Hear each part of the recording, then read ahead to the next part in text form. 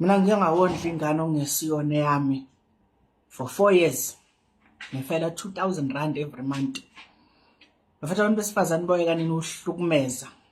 Yabo uma usuthatha isibhamu usudubula inja, kuthiwa wenza i-GBV fanele ukuthi uboshwe kodwa uma kwenziwa yibona ku right ongibambeleke.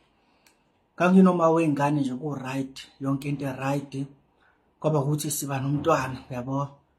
Ngilisona leli inhlonhlo leli ukuthi leli inhlonhlo wathi akusilona lamlili.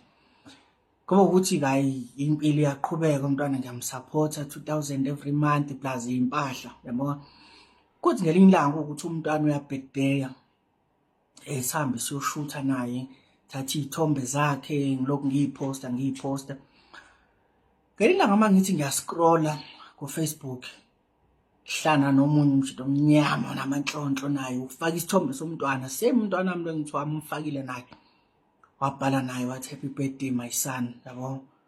Ngi-screenshot this thing ngithumelela uma womntwana lo ngibuza ukuthi hayibo ubani futhi manje uthi happy birthday my son enganeni yethu ethi yena akamazi ngavuma uku-entertain abantu abazosixhaphaza abantu abazongena phakathi kwethu.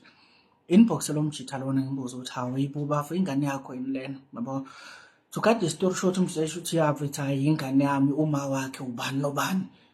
Ngishala ngeqo uvalo ubuza ukuthi hayibo nahlangana kanjani angisasho ke nami ukuthi I know phela kahle kahle futhi umuntu wami uthi I know usisi wami lo yabo kahle kahle nahlangana kanjani naye.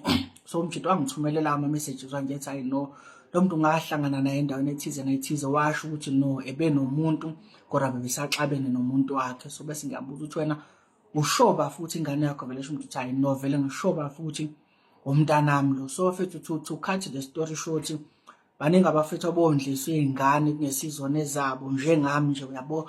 So into engadecide ukuthi ngiyenze angizange ngilwe naye ngave ngathatha ingane ngayibuyisela kuyena ngamcela ukuthi ngicela ngibuyisele okungokwami yabo. So awagcina engavuma ngithe ngenzele lonto leyo. So bafethu ngifuna ukwazi ukubantwana wena wawuyithola useyicathlweni zami yini owawungayenza because umuntu wesifazane mayefuna ukukubambisa kahle ijazi wenza sure ukuthi uyaklina ngaleyo ngane leyo. So mhlawumbe wayithola nawe usentweni efanayo wenza kanjani.